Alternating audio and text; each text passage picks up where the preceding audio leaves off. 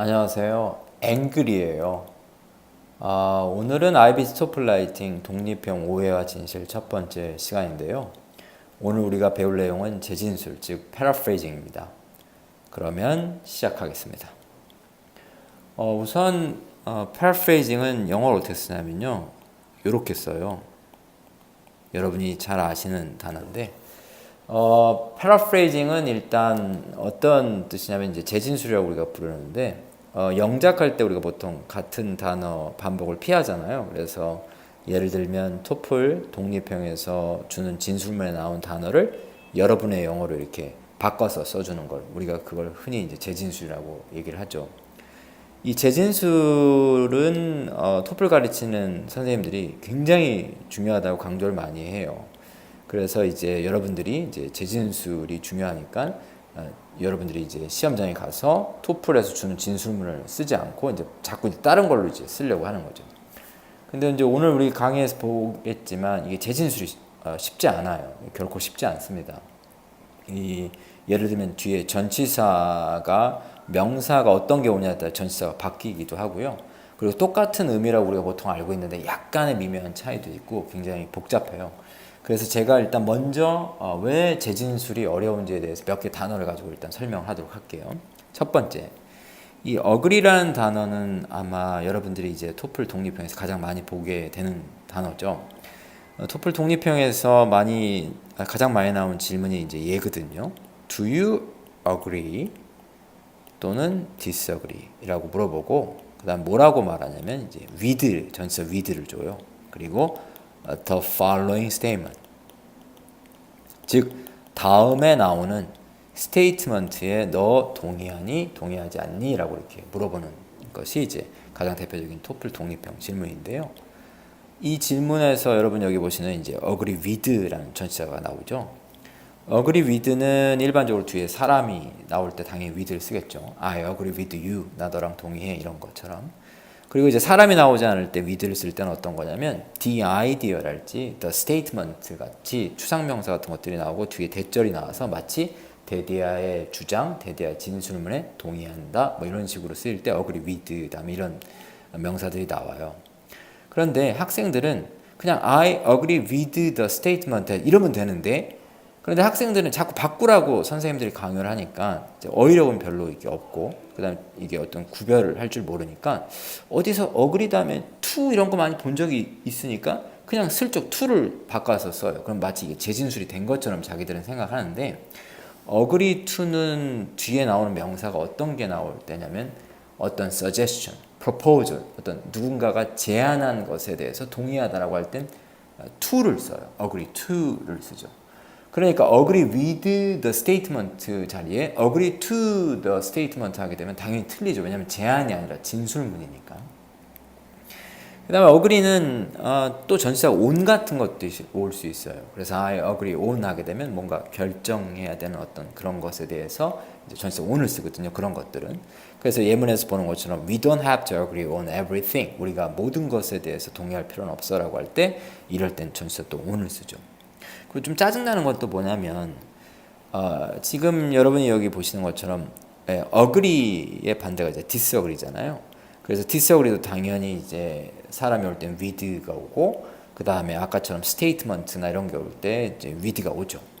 그런데 재밌는 건 뭐냐면 I disagree with the statement라고 쓰면 되는데 또 이게 싫은 거야. 그래서 뭐라고 쓰냐면 I disagree 다음에 그냥 바로 대절을 이렇게 학생들이 자신이 나름대로 재진술했다라고 해서 I disagree 대을 쓰는데 이러면 또 뭐가 문제가 되냐면 이렇게 특정 주어 있잖아요. I 또는 she 이런 식으로 특정 주어가 나오고 대절이 나올 때는 disagree 대시라고 일반적으로 하지 않고 뭐라고 하는 게 일반적이냐면 I don't agree that을 써요.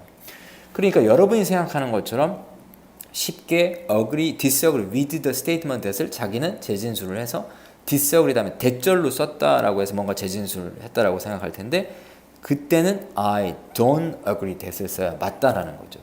그래서 결국 I disagree with the statement that 이런 식으로 쓰면 되는데 이게 싫으니까 여기 있는 걸 다 빼고 그냥 바로 disagree 다음에 that을 써서 틀리게 여러분이 자꾸 쓰는 거예요. 그래서 이렇게 agree 하나만 봐도 disagree 이런 단어만 봐도 이게 굉장히 아주 미묘한 차이가 있고 뒤에 어떤 명사가 오냐에 따라 전체가 다르죠. 또 예를 들면 뭐 여러분이 disagree는 또 어떤 분들은 또 object to랑 의미가 같다라고 해서 얘가 나오면 얘를 그냥 바꿔서 써라고 하는데 이게 좀 차이가 있는 게 뭐냐면 disagree는 동의하지 않고 object to는 뭐뭐에 반대하다니까 우리나라 말로는 의미가 같아요. 저도 그건 알거든요. 그런데 object to는 뭔가 something specific한 그러니까 예를 들면 이제 object to 뒤에 보통 나오는 건 뭐 예를 들면 정부의 government의 어떤 뭐 예를 들면 plan 계획 또는 어떤 결정 이런 거 있잖아요. 뭐 정부가 계획 뭐 예를 들면 신공항을 건설하겠다는 계획 또는 정부가 income tax 뭐 어떤 세금을 소득세를 올리겠다는 결정 이러한 뭔가 구체적인 것에 대해서 반대하다라고 할 때는 object to를 써요. 그래서 예문 보시면 the majority of local residents 즉 지역 주민의 대다수가 반대해 뭘 반대하냐면 building 즉 신공항 건설에 반대한다. 이렇게 뭔가 그런 스페시픽한 게 올 때는 object to를 써요. 그래서 여러분 여기 예문에 지금 여기 그림에도 제가 했지만 이런 느낌의 오브젝트예요. 그러니까 마치 이렇게 반대한다, 신공항 건설에 반대한다 이런 느낌의 오브젝트인데 근데 disagree는 그냥 쉽게 말하면 토플에서 주는 건 agree와 disagree 즉 너 이 진술문에 동의하니 동의하지 않니? 라고 물어본 거니까 그냥 그 진술문에 동의한다 동의하지 않다라고 할 때 I agree with, I disagree with 라고 하면 되는데 이거를 만약 object to를 써버리면 약간 느낌은 밑에 있는 사진처럼 나는 너희들이 준 진술문에 반대한다 이런 느낌이에요. 그래서 여기 예문에서 보는 것처럼 I disagree with the statement 대시라고 쓰면 되는데 요 자리에다가 object to를 써버리면 약간 느낌은 뭔가 여러분들이 아주 스페시픽한 뭔가 주제에 대해서 뭔가 반대한다 이런 느낌을 준다는 거죠. 그래서 이 disagree랑 object to도 약간의 미묘한 차이가 있다는 거. 그리고 자 이제 부사를 한번 볼게요. 우리가 보통 많이 보는 부사인데 이 finally가 lastly랑 같은 의미일 때는 순서상으로 마지막으로라는 의미가 돼요. 그러니까 예를 들면 그 학교는 세 가지 점이 별로 너한테 좋지 않아. 첫째, 둘째, 마지막으로 이렇게 해서 마지막으로 뭐 예를 들어 기숙사가 너무 도서관에서 너무 멀리 떨어져 있어. 이런 식으로 뭔가 순서상으로 첫째, 둘째, 마지막으로 이런 뜻. 또는 액션 이럴 때도 있죠. 액션이라는 게 뭐냐면 예를 들면 요리 프로그램 중에 먼저 양파를 벗기시고요. 그 다음엔 예를 들면 고기랑 볶으세요. 그리고 마지막으로 finally 마지막으로 뭐 중불에 뭐 20분 동안 물과 함께 끓이세요. 뭐 이런 식으로 뭔가 순서상의 마지막으로 할 때 finally를 써요. 근데 finally는 하나 의미가 더 있는데 eventually랑 동의어의 의미인데 그게 바로 뭐냐면 뭔가 오랜 시간 동안 기다렸다가 마침내라는 뜻이 이제 finally, eventually 뜻이 있어요. 예를 들면 여기 그림에서 보는 것처럼 여러분 줄 엄청나게 섰죠? 그래서 이렇게 뭔가 오랫동안 기다리고 나서 드디어 마침내 이럴 때 finally, eventually 이라는 단어를 써요. 또는 뭐 뭔가 딜레이 되는 거 있죠. 예를 들면 뭐 폭설 때문에 버스랑 뭐 이런 것들이 원래 와야 되는데 1시간 동안 막 오랫동안 기다려서 결국 드디어 버스가 왔다라고 할 때 그때 finally, eventually 써요. 근데 eventually는 in the end라는 의미로 쓰일 때는 어떤 의미냐면 우리나라 말로 결국이라는 뜻인데요. 뭔가의 결과를 소개할 때 그러니까 예를 들면 결국 어제 아스날이 맨체스터 유나이티드를 2대1로 이겼다라고 할 때 뭔가 이렇게 뭔가의 결과를 소개할 때 결국 다음에 이렇게 주어 동사로 쓸 때 쓰는 거니까 위에 있는 요 뭔가 오랜 시간을 기다렸다가 드디어 마침내랑 의미랑 좀 차이가 있죠. 예를 들면 모던 패밀리에서 여러분 보신 분들 있겠지만 게이 커플이 입양한 딸과 함께 산타와 사진을 찍으려고 굉장히 오랫동안 기다려요. 그러다 이제 자기 차례가 되니까 뭐라고 말하냐면 Oh, finally 이런 식으로 표현을 써요. 즉 다시 말하면 오랫동안 뭔가를 기다려서 즉 드디어 마침내 이런 의미일 때 finally를 쓴다는 거예요. 그런데 밑에 있는 예문에서 보면 eventually 문장 처음에 이렇게 쓰게 되면 이때는 결국이라는 뜻인데 이때는 뭔가의 결과를 소개할 때 이 표현을 쓴다는 거죠. 즉 결국은 스티브 잡스는 학교를 그만두었어 라는 의미로 그냥 뭔가의 결과를 소개할 때 앞에 eventually in the end를 쓰는 거예요. 그런데 이 eventually가 finally랑 같다라는 의미가 있다라고 해서 여기다 finally를 쓰게 되면 마치 느낌은 어떤 거냐면 뭔가 오랜 시간 동안 어떤 그 오랜 시간 동안이 지나고 나서 드디어 스티브 잡스가 뭔가 학교를 그만두었다. 그러니까 예를 들면 참 학교 그만두는 참 오래 걸렸어. 야 결국엔 하여튼 스티브 잡스 그만뒀대. 이런 느낌이 finally고 eventually를 문장 처음에 쓰게 되면 뭔가의 결과, 즉 스티브 잡스가 그만두었다는 그 결과를 소개할 때 결국 스티브 잡스는 학교를 그만두었다. 이런 의미로 써요. 그러니까 약간의 차이가 있는 거죠. 그 다음에 이제 이 fit이라는 단어가 이제 맞다라는 의미로 이제 사전에 여러분 찾으면 나오잖아요. 근데 suit라는 이 동사도 맞다라는 뜻이에요. 그런데 둘의 차이는 뭐냐면 the jacket이 no longer 더 이상 윤에게 맞지 않다라고 할 때 이때 fit은 뭔가 크지도 않고 작지도 않고 몸에 딱 맞다를 쓸 때 fit을 써요. 그런데 suit는 어떤 거냐면 the jacket은 doesn't suit you라고 하게 되면 이때는 맞다라는 뜻인데 의미는 바로 뭐냐면 너랑 어울리지 않다라는 거예요. 그래서 예를 들면 야야야 벗어 take it off 벗어 야 그거 너랑 어울리지 않아 맞지 않아라고 할 때 suit를 쓰니까 fit이랑 다른 거죠. 이렇게 영어는 굉장히 미세한 차이점이 상당히 많아요. 그러니까 여러분들이 어휘력이 뛰어나지 않은 상태에서 이런 차이점을 모르는 상태에서 무리하게 패러프레이징을 하게 되면 어떤 결과가 나타나냐면 엽기적인 표현으로 바뀌는 거죠.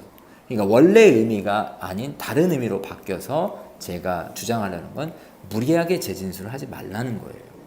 그럼 여러분이 아마 저한테 물어볼 거예요. 아니 그러면 무리하게 재진술을 하지 말라라고 하는 건지 이해했는데 그러면 우리는 그러면 어떻게 해야 돼요? 저는 어휘력이 뛰어나지 않으면 그러면 무리하게 재진술을 하게 되면 문제를 일으킬 것 같으니까 그럼 저 같은 사람은 어떻게 해야 돼요? 라고 많이 물어보면 제 답은 간단합니다. 베껴야죠. 어쩔 수가 없죠. 그래서 무리하게 재진술을 하지 말라는 것. 그리고 토플에서 주어진 질문을 무리하게 예를 들면 자신이 바꿀 수 없다라고 생각이 들면 그냥 베끼시면 됩니다. 큰 문제 일어나지 않아요. 왜냐하면 토플 시험은 여러분들이 이 단어를 다른 단어로 바꿀 수 있는지를 평가하는 게 아니라 여러분의 생각을 여러분이 갖고 있는 어휘로 표현을 해서 상대방이 커뮤니케이트, 즉 알아듣는지를 평가하는 거니까 패러프레이징에 대해서 너무 고민할 필요가 없다는 겁니다. 자, 그러면 이제 오늘 배운 내용을 이제 그림으로 한번 정리를 해볼게요. 여기에 이제 여러분 이제 많이 보시는 러시아 목재 인형 마트로시카라는 이제 인형이 있는데요. 지금 재진술 패러프레이징은 어떤 거냐면 지금 똑같은 모양의 것을 이렇게 크기가 다르게 이쁘게 쓰는 것을 우리가 패러프레이징이라고 할 수 있겠다는 거죠. 그런데 여러분들의 패러프레이징은 이런 즉 똑같은 모양의 크기가 다른 이렇게 이쁘게 나오는 패러프레이징이 아니라 여러분들의 패러프레이징은 이런 느낌. 즉 여러분들은 나름대로 재진술을 했다라고 해서 여러분이 썼지만 각각 얼굴이 다 다르다는 거예요. 지금 보는 것처럼 얼굴이 다 이렇게 다르다는 거죠. 그러니까 여러분들은 재진술을 했다라고 할지 모르겠지만 즉 채점하는 사람은 이게 다 서로 다르다는 거죠. 또는 막 엽기적인 표현들이 나오고 이러기 때문에 패러프레이징을 무리하게 하지 말라는 거죠. 제 말을 오해를 하지 않았으면 하는데 제가 주장하는 건 결코 재진술을 절대 하지 마 이게 아니라 재진술이 중요한 건 저도 알지만 그런데 여러분들이 만약에 어휘력이 뛰어나지 않은 상태에서는 무리하게 재진술을 하지 말라는 게 오늘 강의의 핵심이었습니다. 이해하시죠? 자, 오늘은 여기까지 하겠고요. 구독 신청하시고 친한 친구분들에게 앵그리 추천 많이 해주시면 더 좋은 영상물로 보답하겠습니다. 지금까지 여러분의 앵그리였습니다. 감사합니다.